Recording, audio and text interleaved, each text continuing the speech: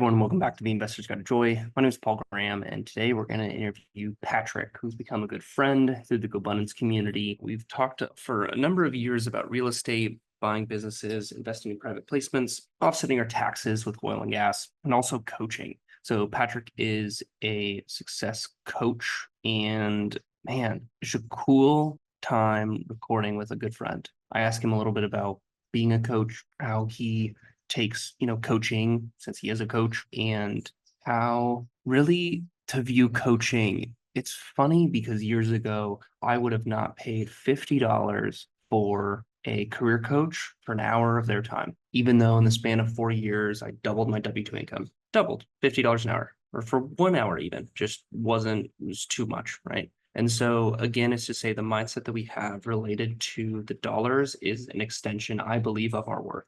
You go pay someone $5,000 for, 2 month or 2 year sort of program, your worth, I believe internally, is exponentially going to change to the point that that $50 an hour type person may not actually be a fit for you because mentally you are in such an abundant mindset that it doesn't resonate with you. So I'm not saying necessarily go out and spend a bunch of money on masterminds or coaches or what have you, although for me and what I've done, that's exponentially changed the trajectory of my life and my career. But it's to say that how you're approaching these thoughts is an opportunity to recognize how you're showing up and who are the people along the way that can help you. A coach isn't intended to be someone who's been there before. And oftentimes I would say it's more of a mentor, but really to say someone who can help guide you along the way and teach you how to fish. Literally just got a bug on my nose, still in Costa Rica. And I'm not going to edit that out because that is the true authentic nature of doing all this, is coming from a raw mindset and idea of what I'm thinking, feeling,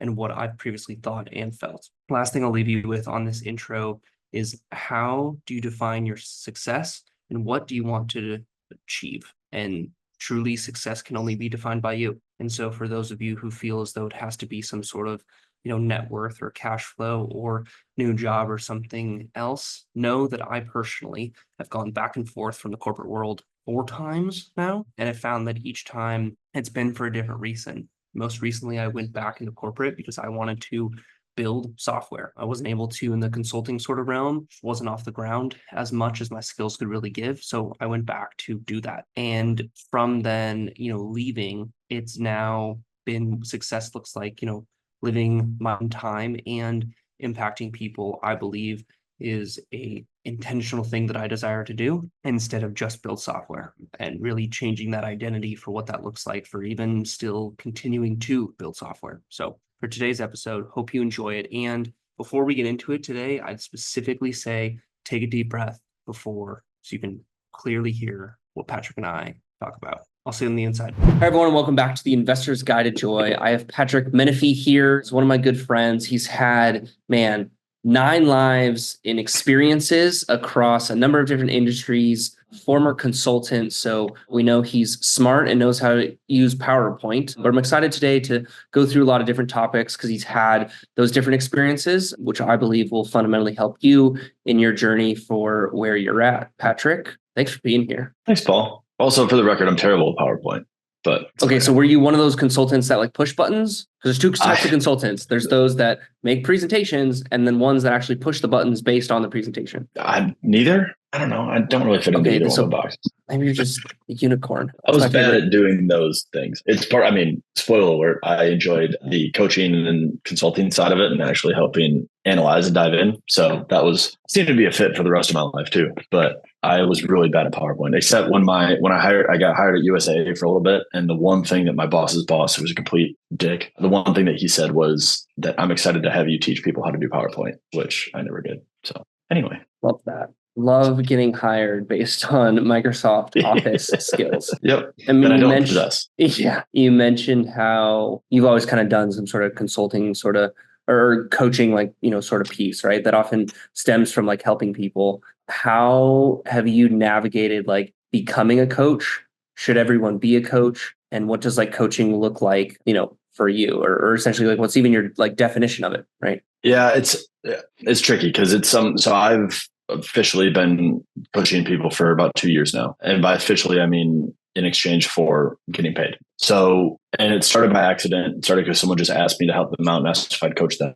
And I said, sure. And we just kind of started making it up as we went. And so I think that, I think it's important to distill different aspects of coaching, because right now coaching consulting has become the very popular thing that everybody jumps into. And I was kind of hesitant and mindful of that at the start too. And it's this really big kind of broad generic container. And where I was at for the first probably year, if not more, was in that container where I knew that I had things to share to help people with. I knew that I had experiences that were beneficial, and I knew that other people could learn from that. I could distill that, which is what I had always done. I could distill that into a way that helped people out, but I didn't have a clear view of who specifically I wanted to help, what my target and focus was, what I was helping them with. It was just kind of a, yes, I can help you, which turns out that's not a very good way to create a business or market or anything like that. Mm-hmm. And so going from that broad, anybody that is talking about being a coach or wanting to get into the space, I think what's interesting and what I've seen in multiple people that we know as they've gotten more refined is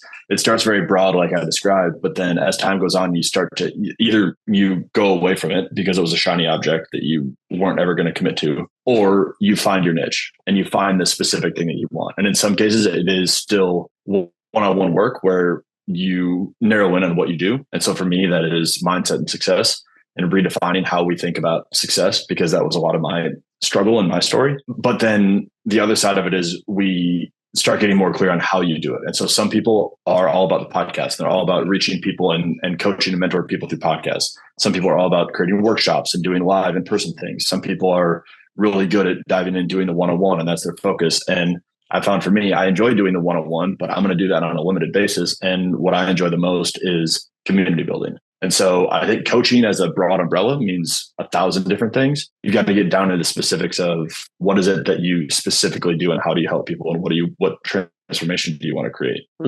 Yeah. What transformation is key? Well, yeah. What transformation can you create or do you create? There's a quote that basically says like your purpose, something along the lines of like, isn't what you do, it's how other people feel from what you do. And so it's not just, hey, I can do this, but it's when I do this, then it, inspires, encourages, like it does something for someone else, not just because you're really great at something like PowerPoint, right? But by doing that, it then again actually creates an impact and a change. What would you say is a key piece of like how to take coaching seriously, like as a coach? And I say that because, for those who are or want to be, coaches or consultants, it's a, shiny object that has utopia written all over it. I mean, it's, easily makes 6 figures. You just reach out to your previous network, you charge them some sort of monthly fee, you add value, right, to compensate for that investment, right? What does that look like? And in terms of changing maybe that mindset or even tactically to become, a coach or consultant and not candidly like half-ass it? There's a big difference it ties into what I talked about before as you get more clear on how specifically you help. But I think a good indicator for people and what I went through was when I started and when I first announced that I was accepting clients and I was coaching, I had 3 or 4 people that immediately joined. And that built this false sense of capability for me, or a false sense of marketing or anything like that. And I think it goes through a cycle where initially if you have a following, if you have social media presence, if you have people that have seen you and seen your own transformation, then when you say that you're willing to help people, they're going to think in a lot of ways, they're going to latch on and say, like, even though I don't know the specifics and he can't articulate exactly what it is that he's going to help me with, I've seen his transformation and that's what I want. And that's what I got initially. The challenge becomes then when when that marketing no longer works because you don't have anybody that's new or has only been in your life for 6 months, when none of those people are trying to get on board and none of them are interested in what you're doing, you've got to make a change. You got to get more specific because you don't have a business at that point. You're just telling people what you've done in the past. And that's where I had to make an entire major shift where I realized that the only clients that I'd gotten for a long time were either that initial batch of people that had known me for a long time or friends of friends and people that knew me intimately. And I didn't have any type of clear message that I was sending to anybody else. People just knew my character. They knew who I was. And that was the starting point. And I think that's where so many people go from, like, they they half-ass it initially because they see a little bit of initial success because people want their help or want their guidance. And then they take the easy route and they never go anywhere to refine that. And I think it takes adding more clarity, adding some frameworks, adding some clear targets and how you do it. And it doesn't mean that it's not going to change. Mine has continued to evolve, but now I know that the focus of what I do isn't to help people leave their job, which was an initial kind of easy target that I focused on. It's I want to help change the way people think about success. I want to help people redefine success in their life. I've experienced time and time again that I chased success that was based on other people's metrics and other examples or other standards within real estate or within the army or within consulting or whatever it may be. And I was always chasing someone else's version of success. And I needed to pull all of that shit away. And I needed to focus on internally, what did I want? What was I trying to achieve for me? And so that's how I now help people. And I think that you have to get to that point of what is really truly meaningful for you and how are you trying to create that transformation, like I mentioned before. That's where you shift from kind of half-assing it to actually really truly doing what you're trying to do. How would you recommend, or have you found or suggest people take coaching seriously, like as a player, right? As a participant? It's a great question. I think there's a couple of different things. One is you have to understand. A couple of them.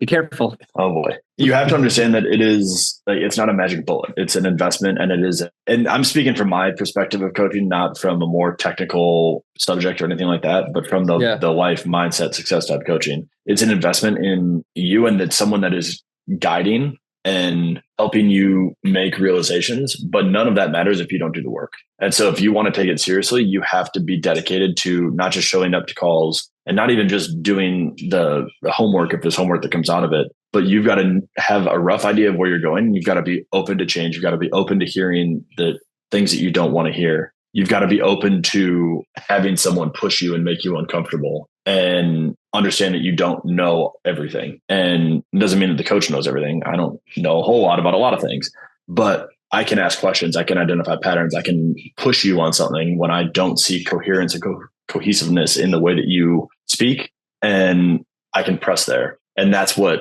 a coach is supposed to do. But a lot of times people get so defensive, or they think that they know what's best, or they know what the next steps are. And if that's the case, then you do need a coach, but you're not putting in the work to make it happen. Yeah. It's to say that, I think you mentioned this, like, you don't have the answers, like you have the guidance and the rules to live by, but just the perspective to like keep in mind, right? To help them navigate. Yeah. If you want rules and if you want steps, read a book. If you want transformation and you want to grow and you want someone to help see who you are and cast that reflection on you and help you change and help you grow side by side, then get a coach. But they're very different. And if you want that prescription, a coach isn't the best work for you. Yeah. If you want rules and steps, read a book. Yeah. What is the last book you read? Kind of like 4 right now. Okay. I go all over the place with them. The last book that I 100% completed was The Alchemist, again, for like the 4th or 5th time. What inspired the reading? I do it every 6 to 12 months, whenever it seems kind of necessary. The idea of the journey and realizing what they talk about in the book, your personal legend, for people that haven't read it before, realizing your dream, realizing your vision and bringing that to life.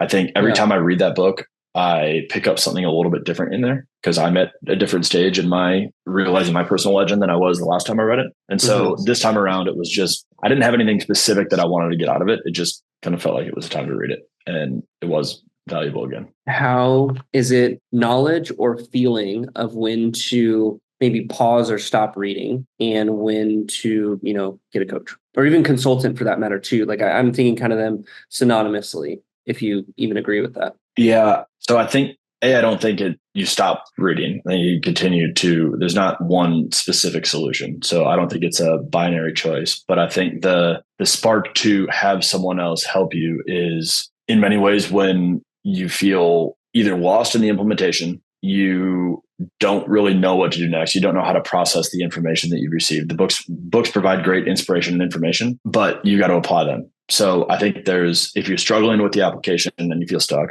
or on the flip side, if you want to implement and you want to move faster, I think those both work in that situation. At the end of the day, the first time that I hired a coach was not because I necessarily felt stuck, because I was either reading something or doing something. And I felt like I was at a critical juncture where I needed it, but it was a realization. And it was that I could continue doing what I was doing, and I would learn a lot through trial and error. And like you talked about the 9 lives, like I'd just keep doing shit, and then I'd learn and I'd apply it, and then I'd go do something again. But that was very, very, very slow. So if I could latch onto someone else and I could learn from them and I could get their perspective and I can get their experience as well, I can move a lot faster.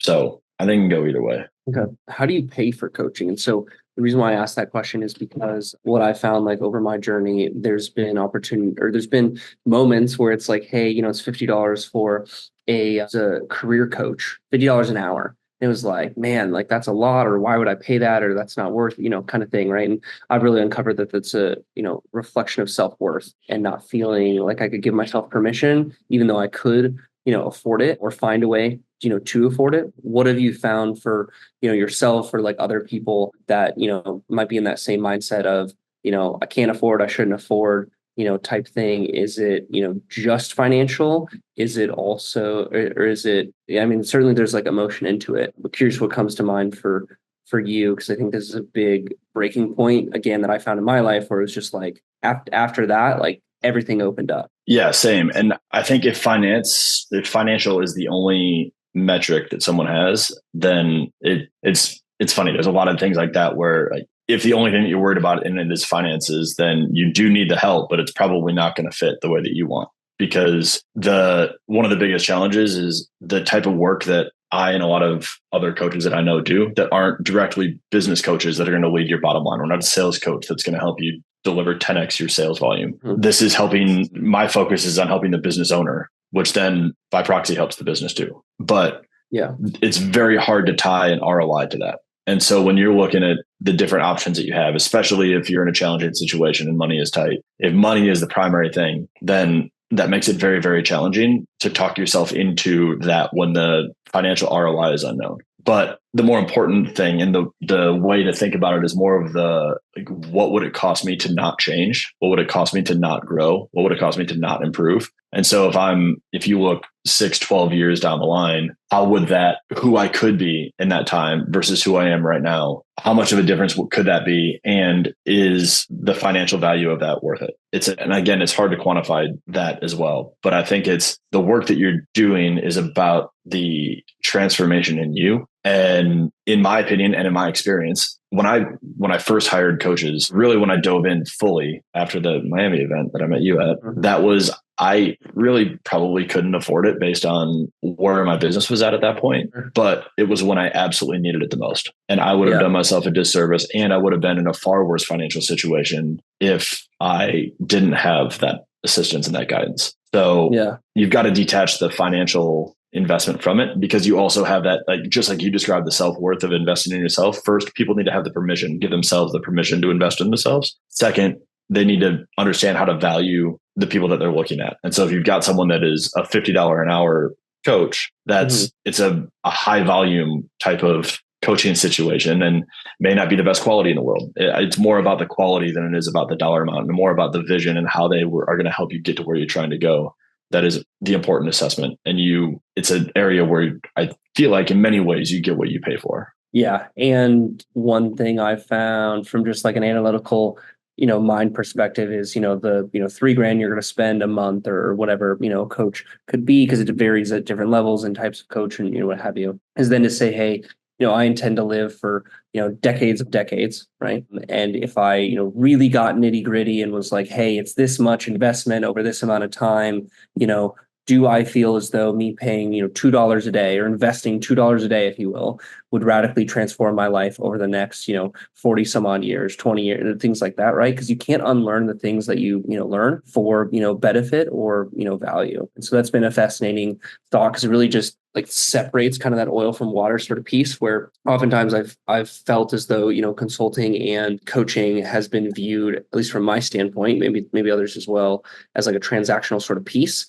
where it's to say that, yeah, this is a product. Well, great. Did I get what I needed? Yes. Right. I got, that burger or, whatever sort of aspect. However, this is something that's, again, continuous. And you mentioned, who you could be, right? It's like bringing your future self now. One thing I've also found is, and I wrote about this actually in my blog, of a fish climbs a tree. A fish, doesn't instinctively climb a tree, but once you see it, you can't unsee it. And it has the unwavering belief that, it has that it can, right? and it has the skills, resources, and ability to do so. If it doesn't feel it has the skills, resources, ability to do so, or the unwavering faith that is possible, then it's like an opportunity for growth. And I've really found that to be a transformational, kind of lens where sometimes it is just like, oh, I actually don't, believe in myself right now. And it's because I've been disappointed in the past. And this, could be the opportunity to change that. And, all these other things that kind of come to mind. So yeah, if you imagine where you want to be in the future, if you imagine what the possibility is, what that dream, what that potential is, what would it be worth to make that happen? Or on the flip side, what is the opportunity cost of delaying that or of never realizing that? I mean, talking about The Alchemist, what's the cost of never realizing your potential and never exploring or trying to even achieve your personal legend or your vision, your dream, whatever you want to call it? And I think the two things that came to mind as you were saying that, one is from the coachee perspective, I've seen it with people that I've been working with where when I started off and my prices were low, there's not a lot of skin in the game. And it creates this, and Alex Hormozy talks about this too, but it creates that negative cycle of, I don't have a lot of skin in the game, so I'm going to wait to see what comes from it, which means I'm not going to put as much effort into it, which means I'm not going to get results out of it, which means it's going to be a shit investment. Whereas on the flip side, you get someone that now that I charge more, people have more skin in the game. And so they put more into it to make sure that it's worth it to them. And as a result, they get better results. And because they get better results, the whole process works better. And I can only be a good and valuable coach if you are doing the things that we talk about. If you're taking action, if you are invested in this, I can't be more invested than you are. And a lot of times at a super low price point, there's not that level of commitment that's there. And it creates a negative cycle where you don't get much out of it. Yeah, absolutely. You talked about the cost of never realizing your potential. Your mind creates that idea of what the potential can be, right? Maybe it's an income limit or, life experience or lifestyle, something like that. How do you maybe like navigate yourself limiting what is possible from the mind, right? One thing I've recognized is that the most amazing, wonderful, incredible things in my life have come unexpectedly. And so as I look at, oh, hey, I'm going to make this much or travel this often, or this is kind of my ideal day sort of piece, those are good like North Stars, but those shouldn't be like limits. Those should be like loosely held because maybe it could be 10 times more and 3 times different and all this sort of piece. But that's also from healing kind of a former self of, logical, analytical, practical, like if I do these things, it will be this. And then only holding on to that and controlling it and then realizing like there's, stress or issue or concerns because of the fact that I'm trying to force the specific idea that's in my mind. So how do you not limit the possibility and like the true reality of and really abundance? I love that question because I've had to change how I do this over time. We always talk about SMART goals and making sure that everything that you have is measurable. And we talk poorly about the vagueness. Is that a word? I don't know. But maybe.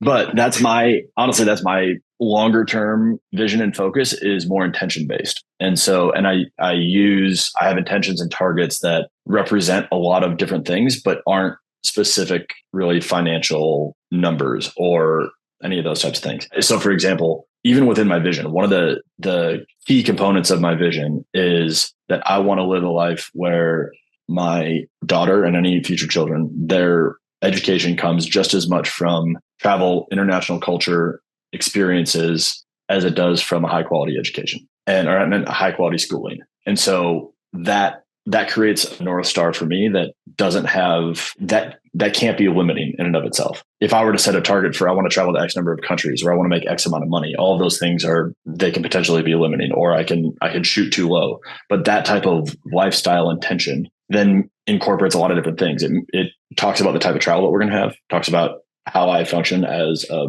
father and as a husband and how our family looks. It talks about the type of income that I have that supports that type of lifestyle, talks about the type of business that I built that creates the flexibility to create that type of travel and experience.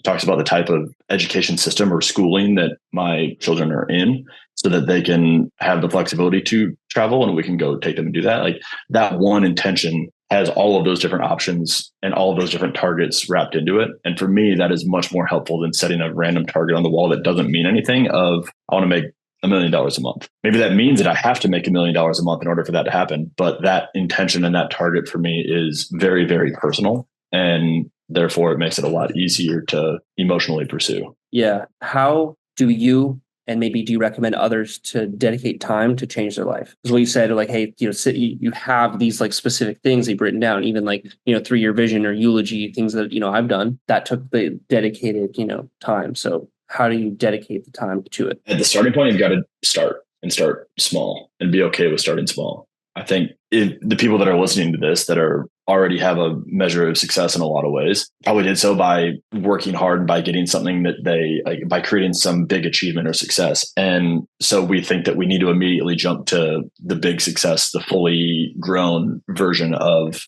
self-development and improvement. It doesn't need to be, you don't need to jump straight into doing a 60-minute miracle morning and then meditating 7 times a day and then going and cold plunging and all of the stuff that's in there. Start with a Why do you not like my routine? Sorry. Continue. But yeah, I think that we jump to the deep end. And then once we do that and then we can't sustain that, then we get frustrated because we expect excellence out of ourselves. And so then we fail at that going all in on it. And therefore we just shut all of it off.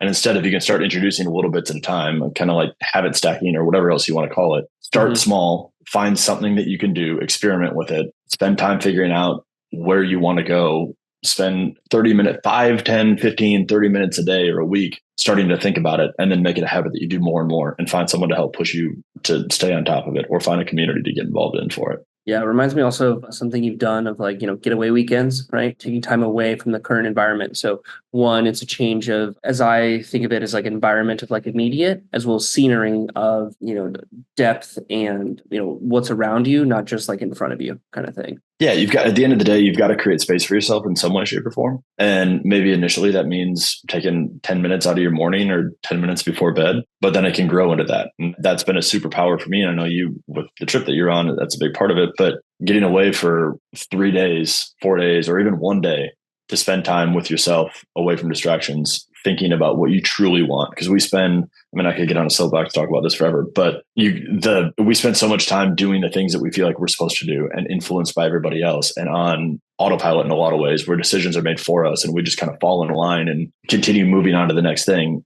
And if you can take some time away from all of that, just step back for a little bit and think about, what do I truly want? How can I start making that happen? How can I continue to improve? If you just start there, if you haven't done any of it yet, those are really powerful starting points to just create a little bit of space for yourself. Yeah, absolutely. Yeah. So, I'm here in Costa Rica. That's why I'm wearing this toucan parrot shirt. I'll be here for a month, and yeah, a month, a week, a day. I've also simply found the beautiful practice of turning my phone off and storing it in another room 2 to 4 hours a day. And so as, I've realized that, time and life just, move and change. There are still ways to slow down, but also dedicate specific time to take a step back, change your life, have those retrospective, moments, do those exercises, et cetera, to actually do the work. Otherwise, yeah, life will definitely take it. And there's never enough time to do the things that you think you should do and ought to do. And it's having that intention behind it, putting, systems and frameworks around it, as well as I would say, like, it's an identity piece as well of, oh, hey, the future self like does this. The identity of the person that I am I may not feel that identity right now, but having that capacity to say, no, like this person journals each day or, what have you, like I am that type of person. I just then need to take that action to journal is important, because as you do the cold plunges or whatever of the world, it's then to say that in those moments, you'll have some of those teeter totters of like, well, should I do this or should I not do this? Regardless if you have the identity or not, or that's at least what I found, especially with cold plunges. It's like, man, am I really going to like do this right now? It's like, yes, absolutely. I'm the type of person who does this. Like, let that thought, pass, but not hold on to it type thing. And you've hit on yourself a number of times. And I think that's, if you can create a vision of your future, if you can create a future identity of who you are and the habits that you have and what you do, and you can latch onto that, I think that then that goes back to even the conversation that you and I were having on Friday, and this idea that there's, in the world of business, in the world of development, in the world that we live in, there's always good options. Like there's good options everywhere. In the business world, there's opportunities everywhere. There's a million different ways that you can make money. But if you don't have a clear vision, if you don't have a clear target of your future self, any one decision works. Any one decision is good because it produces an income or produces something for you. But it doesn't mean that it's the right decision. And focusing on right versus good, I think, is a very, very, very big distinguishing point, and it applies not just to business, but it also applies to the personal development space too. Just because some people, I'll pick on cold plunge again. I know there's a ton of value to it. And I think that's the thing. Like there's so many of these things that are good. It doesn't mean that it's necessarily right for you. It can be a distraction. It can be to go out and spend the next, like I could go spend the next 4 weeks researching how to create the perfect cold plunge and then build it and do all of these things. And that would be a distraction. What there's good that can come from that. It can be a distraction. And all of these different things, if you just analyze them from, is it good? Sure. But is it right for me? And even to add a step further, is it right for me right now? Maybe that's a great thing for me in the future, but right now it is not the right thing. That just changes the metric on all of that. And all that to say, I actually do enjoy cold plunge. So I'm not actually shitting on it. It's just a really good example to use. Yeah, certainly. It's also to say that, and I think most notably, Cody Sanchez talked about this, or they shared about, and I mean, Alex Hormozy has mentioned this too, of just like, you spent half your day doing your routine to get nothing done, only to find that you want to get more, done and have more, but you're not prioritizing the thing. I mean, Chris Williamson even talks about this too. So, I've reduced my morning routine to essentially like, get up, devotional, breathe in the morning, because oftentimes you can be very back to back and kind of be slow into it. Get some breakfast and essentially like start work. And that happens like most days, unless I'm doing 75 hard, then that completely changes a number of factors. But the idea of also doing,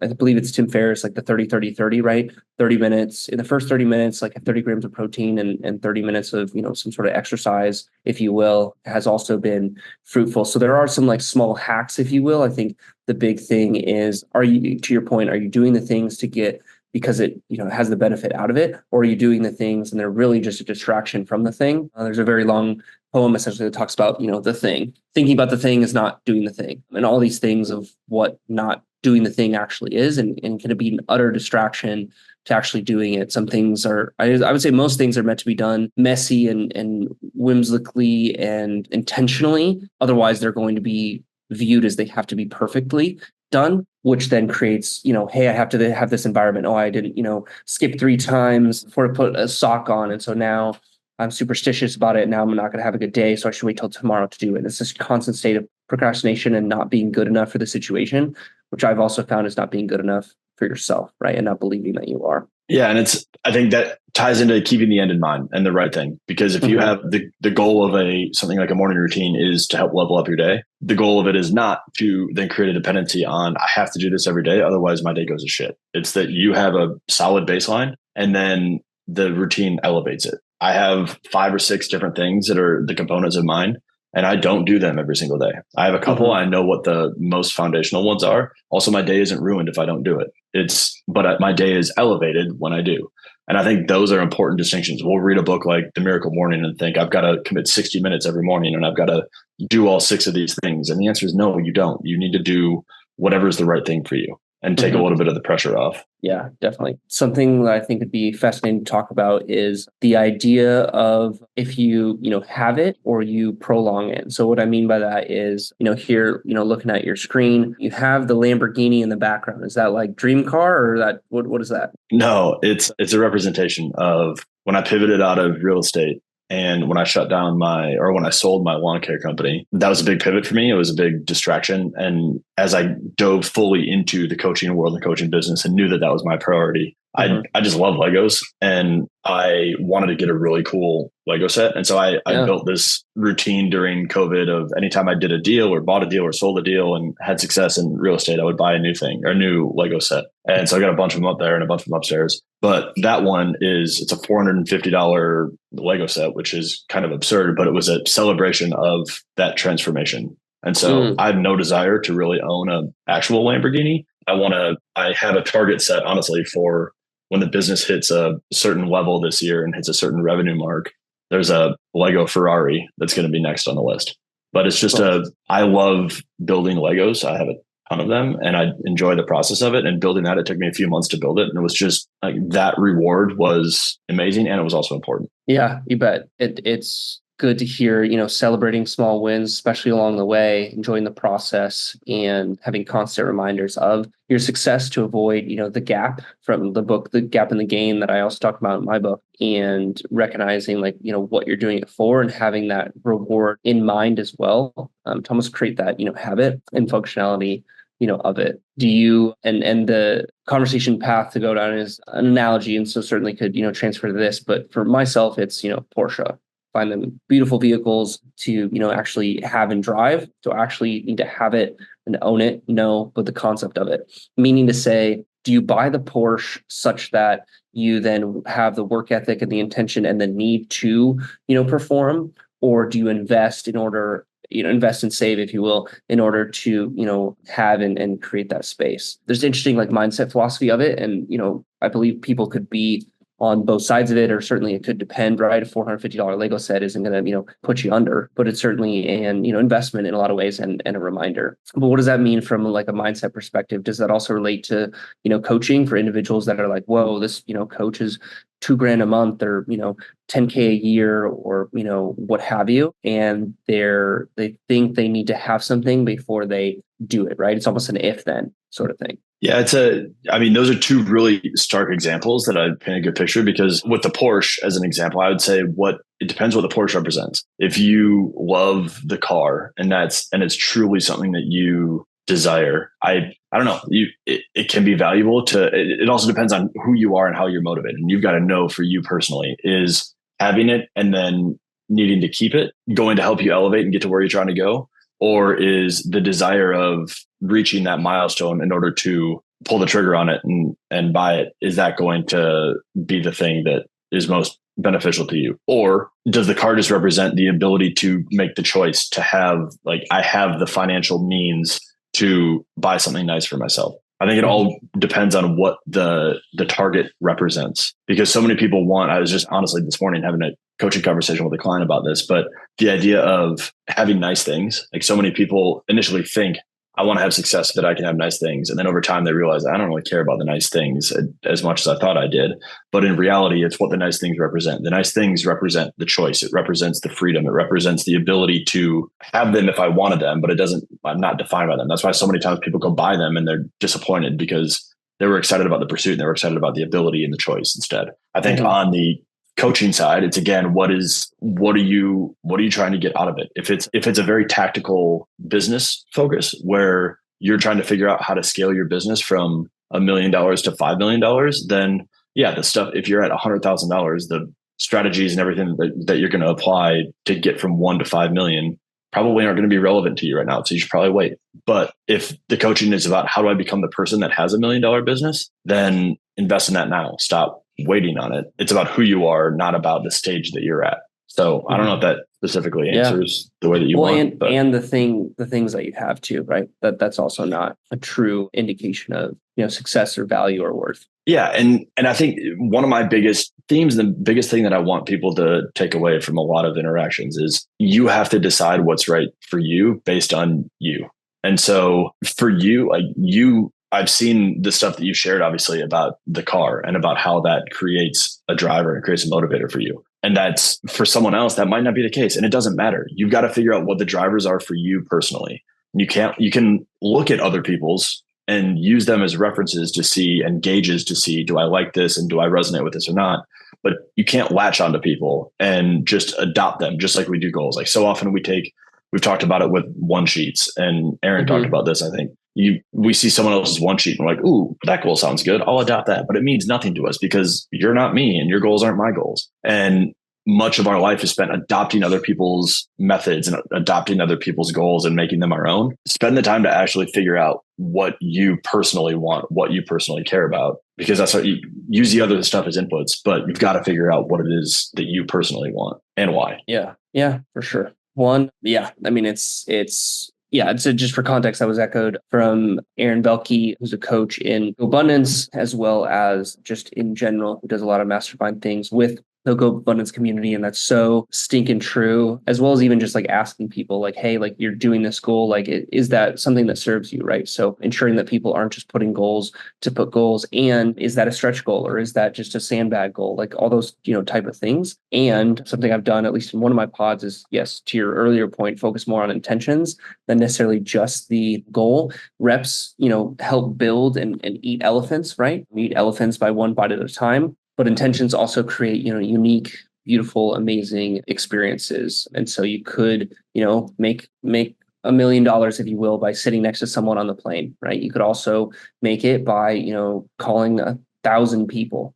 And so having the awareness, the receivability, right? So the ability to receive when it does come, and making those steps is definitely important for sure. And we've talked a lot about the concept of future self and vision and all those things. And I think that is a very stark reminder of that too. There's books like Vivid Vision where Cameron Herold lays out how to write one out. There's exercises that we've done with Aaron and with the Go Abundance around vision setting and goal setting and all of those things. And at the end of the day, everybody has there's no right way to do it. Everybody has their own process. The way that I talk about my vision and the way that I talk about my targets and goals are different than how Cameron Herold does it, and different than the way that Aaron does it, and different than the way that you do it. It doesn't there is no right or wrong way. Try them. Try the things that work for you. Cast the vision in the way that makes the most sense. If you're super detail oriented and having all of those specific details lined out is going to drive you towards it, then hell yeah, do it. If your goal and if your driver is primarily emotional and you need to think about the intention of what what the feelings are going to be when you arrive or you're at whatever dream life you want, then write the vision that way, or build the vision that way, or create a vision board, whatever it is. Create stop focusing on just the delivery mechanism and focus on what's going to be the most valuable. The whole purpose of a vision is to help you drive forward towards a clear target.